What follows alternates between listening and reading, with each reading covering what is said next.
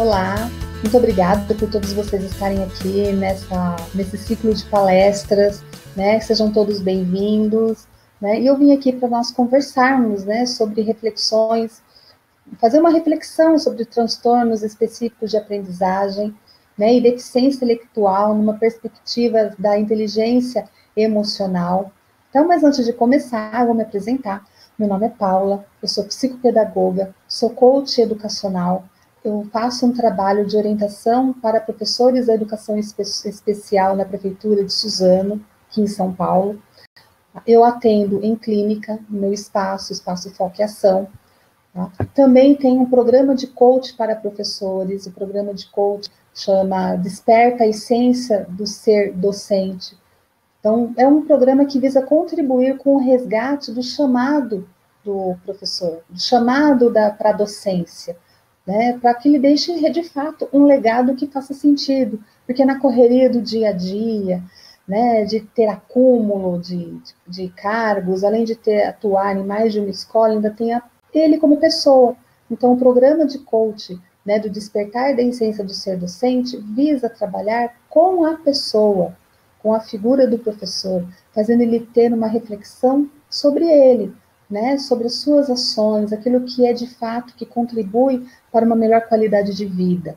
Visa resgatar, né, o seu chamado para a sua docência, né, o porquê que ele escolheu ser docente, o prazer pela docência, lembrando que ele é uma pessoa, que ele tem uma outra vida também, que ele tem uma vida depois da escola, que ele tem uma família, que ele tem uma casa, que ele tem um lar, né, que também precisa dele, né, a vida dele não é só escola, escola, escola. Então, o programa de coach para o professor, né, visa trabalhar esse resgate, né, da essência do docente e a essência dele enquanto pessoa. Então, agora eu vou dar início à minha fala nesse ciclo de palestra com o tema Reflexões sobre transtornos específicos de aprendizagem e deficiência intelectual na perspectiva da inteligência emocional.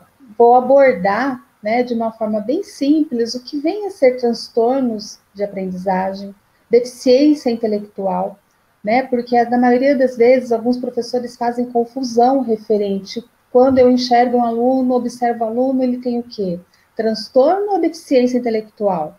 Né? E numa perspectiva da inteligência emocional. E o objetivo desse nosso diálogo é proporcionar, né, uma reflexão sobre a aprendizagem escolar, as suas questões implícitas, bem como apoiar os professores na sua jornada de aprimoramento profissional e pensando também enquanto seres humanos, né, alinhando de forma efetiva suas metas, objetivos profissionais, promovendo maior autoestima e autoconfiança. Pensando nisso, nós vamos fazer alguns questionamentos, né, um momento de reflexão, já que é um momento para refletirmos sobre a aprendizagem. A gente lança a pergunta: o que é aprendizagem? Né, o que cada um entende sobre aprendizagem, como que se dá esse processo de aprendizagem, o que é o aprender? Né? O que vem a ser dificuldade? Quando que eu percebo uma dificuldade? O que é esse termo dificuldade? O que é transtorno? O que vem a ser deficiência? Que é importante o professor ter claro esses questionamentos, essas respostas, para que ele possa enxergar o aluno, né, pensando no seu planejamento de uma forma mais adequada, levando em consideração também, né, uma outra questão, se a aprendizagem é igual para todos, né? Eu costumo falar para os professores assim: olha para a palma da sua mão, o que você enxerga? O que você observa nos seus dedos? Seus dedos são iguais? Não. Né? Os nossos dedos, eles são diferentes, cada um tem um tamanho diferente e cada um exerce uma função.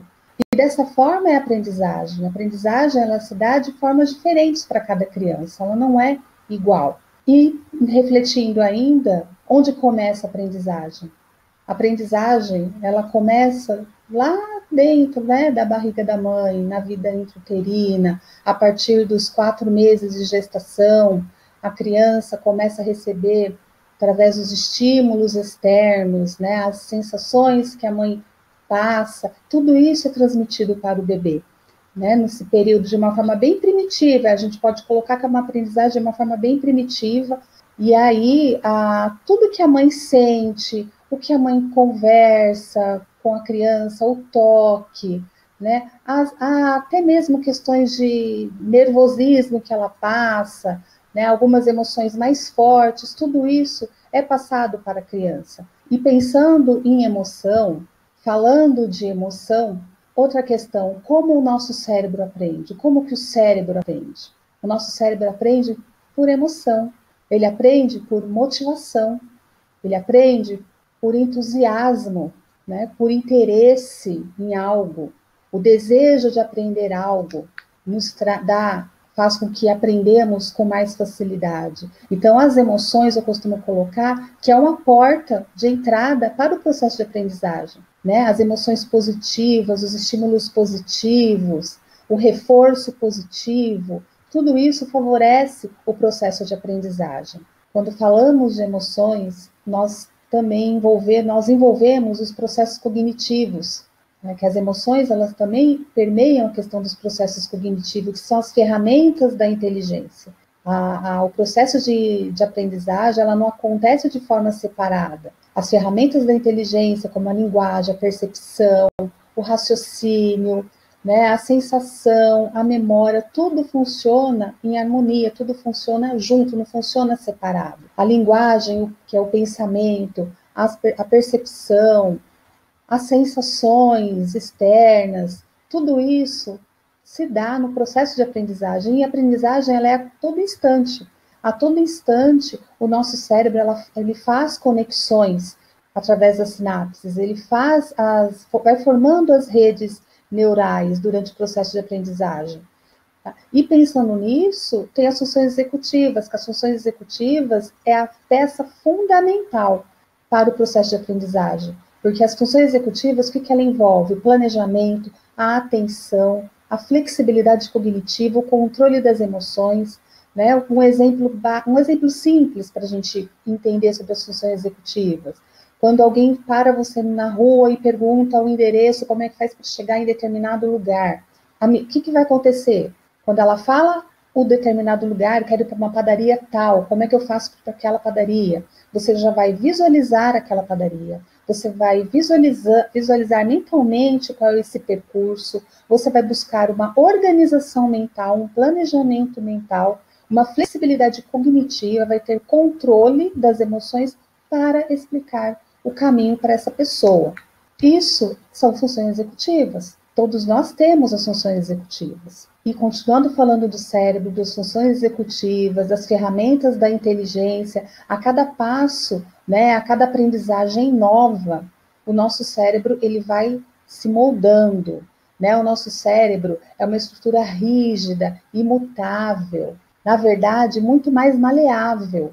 Né? Nós somos capazes de modificar o nosso cérebro por meio das experiências vividas, das percepções, dos fatos, das ações, dos comportamentos, tá? Nós vai formando redes entre os neurônios, vai fazendo que são as sinapses, vai fazendo as ligações. A cada aprendizado novo, o nosso cérebro tem a capacidade de se moldar. E aí tem uma peça fundamental, né? Junto, pensando nas funções executivas, que entra a questão do controle das emoções, nós temos a amígdala. Ela é o centro das emoções, a memória afetiva, a motivação para a aprendizagem.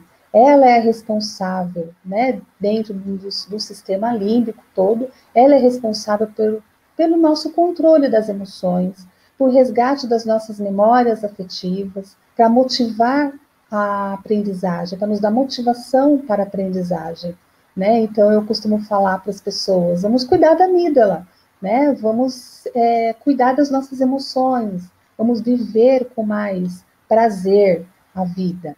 E, diante do que eu já fui colocando, né, o que são funções executivas e qual a sua importância na aprendizagem, ela tem todo um papel importante para a aprendizagem, né, porque envolve toda a questão de planejamento, de controle, de organização, de memória de trabalho.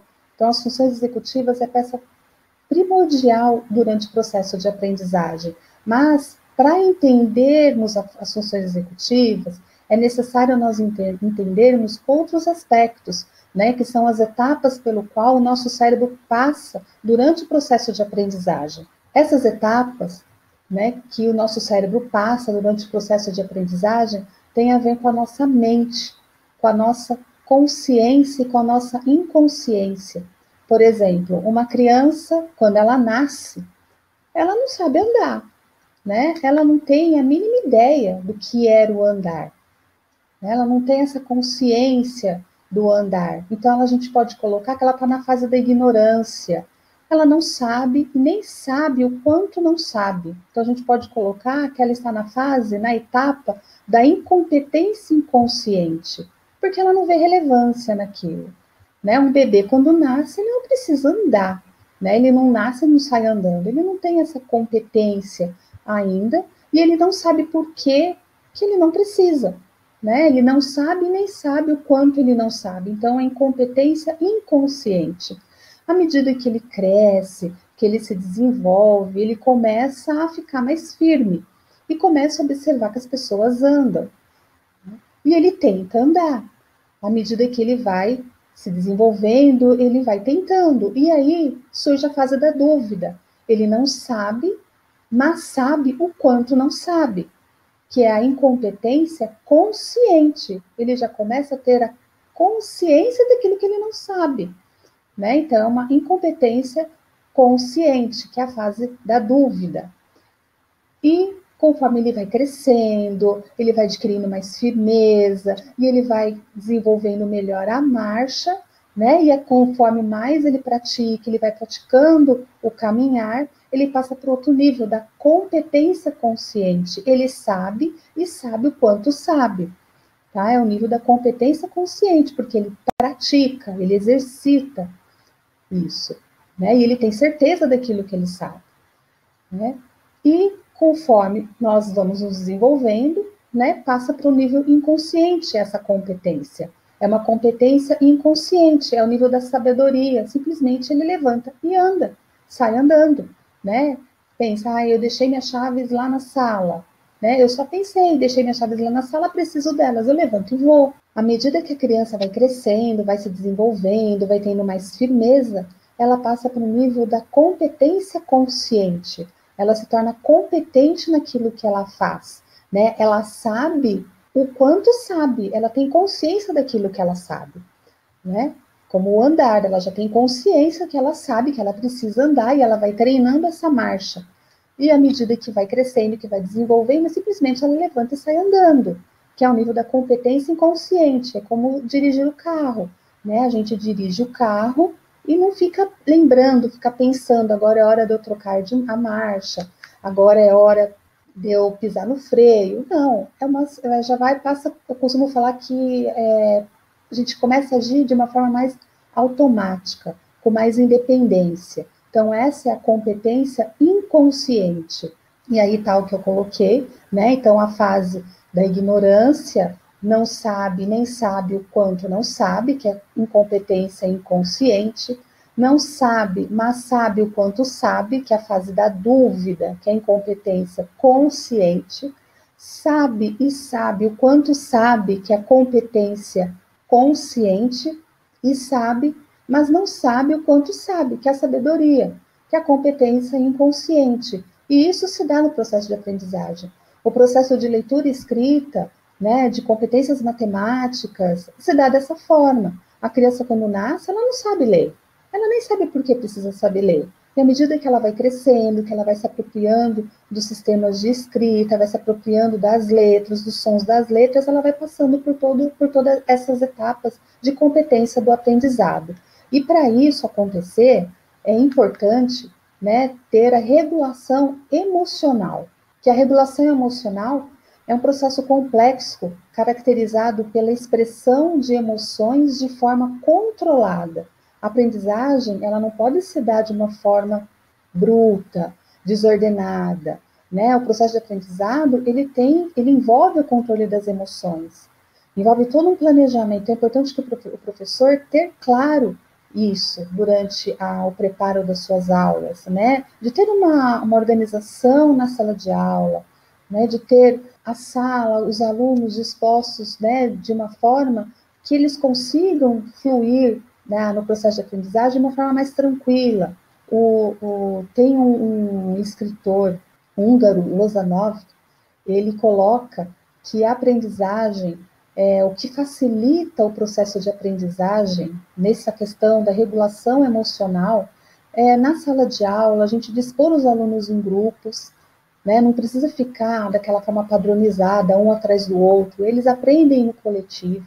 Colocar uma música de fundo, bem tranquila, né? Uma música clássica, mas bem calma, no fundo da sala, no volume baixo, né? Só para as crianças estarem ouvindo, conforme elas vão ouvindo aquela música, elas vão adquirindo o equilíbrio emocional. E aí o processo de aprendizagem flui de uma forma mais fácil, mais tranquila,